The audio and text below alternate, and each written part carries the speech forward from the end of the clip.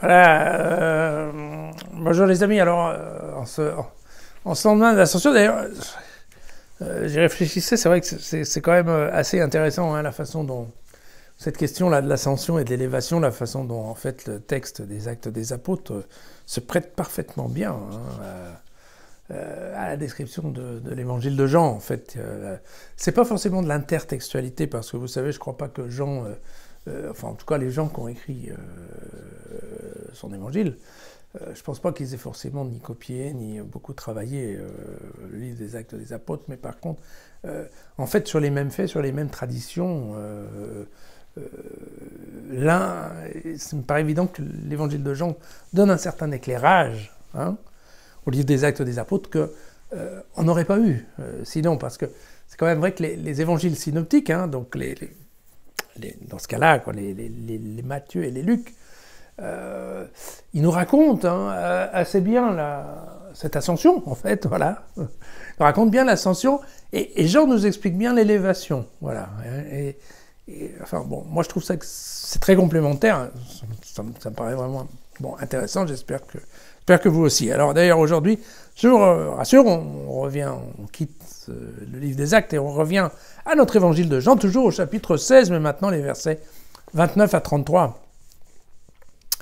Ses disciples lui dirent « Voici que maintenant tu parles ouvertement et que tu abandonnes tout langage énigmatique.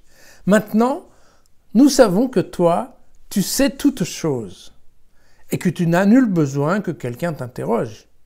C'est bien pourquoi nous croyons que tu es sorti de Dieu. » Jésus leur répondit « Croyez-vous à présent ?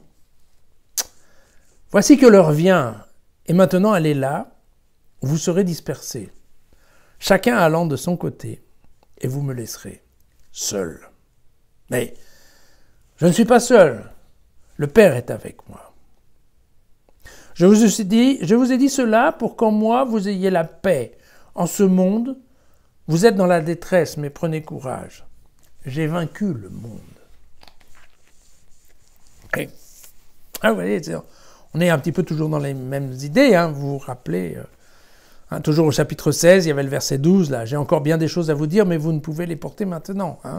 Cette idée de l'incompréhension presque obligatoire, obligée en tout cas, on ne peut pas comprendre avant d'avoir vécu la résurrection.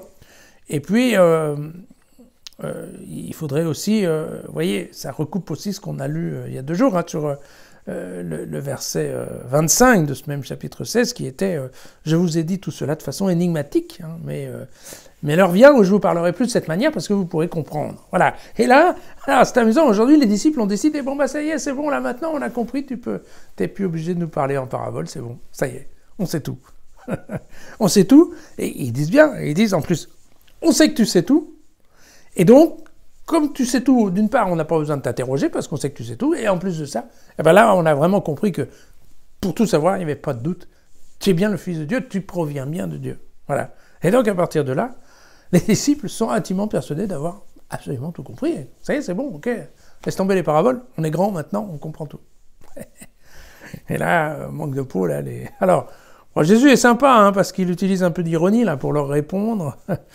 Et il leur dit, mais qu'est-ce que vous croyez à présent N'oubliez pas, l'heure vient. L'heure vient, en effet, de la véritable compréhension, du début de la passion, et là, à ce moment-là, vous aurez tous disparu en un instant. Alors, vous vous rappelez que chez Jean, en fait, c'est aussi Jésus lui-même qui dit aux gens du Sanhédrin, mais laissez-les aller, eux, ils n'ont rien à voir avec moi. Mais ce qui est vrai, c'est qu'en effet, effectivement, avec le reniement de Pierre, eh bien Jean va se retrouver seul, et comme il dit lui-même, non, seul, non, avec mon Père. Voilà. Et donc, une façon assez douce qu'a Jésus de remettre en place les disciples, en disant, écoutez, vous avez tout compris, mais enfin bon, demain vous ne serez plus là, donc... Et voilà, et ensuite, donc...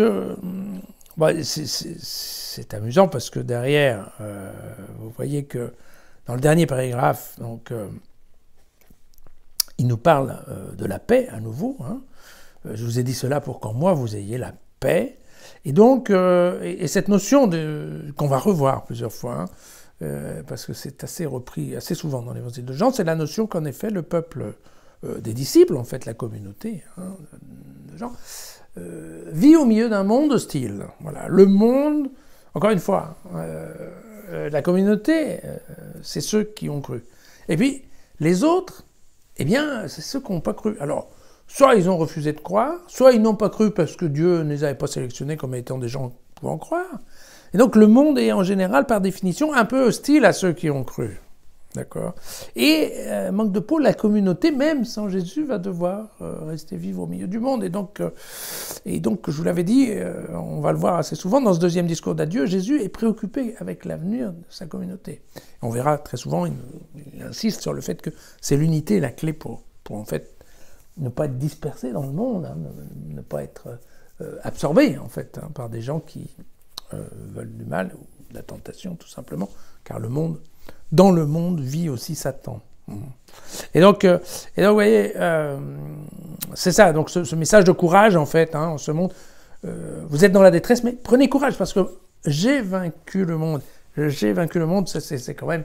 Voilà, là on revient sur un texte tout à fait théologique, et Dieu a vaincu Satan. Voilà. Si on avait oublié, voilà. Ceci étant du courage, eh bien Jésus, il va lui en falloir aussi... vu ce qui se prépare. Voilà. N'oubliez pas, ces évangiles de Jean sont compliqués. N'hésitez pas à reprendre, parce que là, on va voir doucement le chapitre 16, ensuite le chapitre 17. On les voit par petits bouts, alors parfois ça manque, on perd un petit peu la totalité du texte, ce qui fait qu'on a l'impression de se répéter, de tourner un peu en boucle. N'hésitez pas à reprendre les textes ou à garder tranquillement un évangile ouvert, et puis quand vous avez le temps, vous repassez une page, et là vous lisez l'ensemble des passages, vous verrez ça. En fait, ça s'intègre assez bien. Et puis ça devient aussi un peu plus facile à lire. À demain.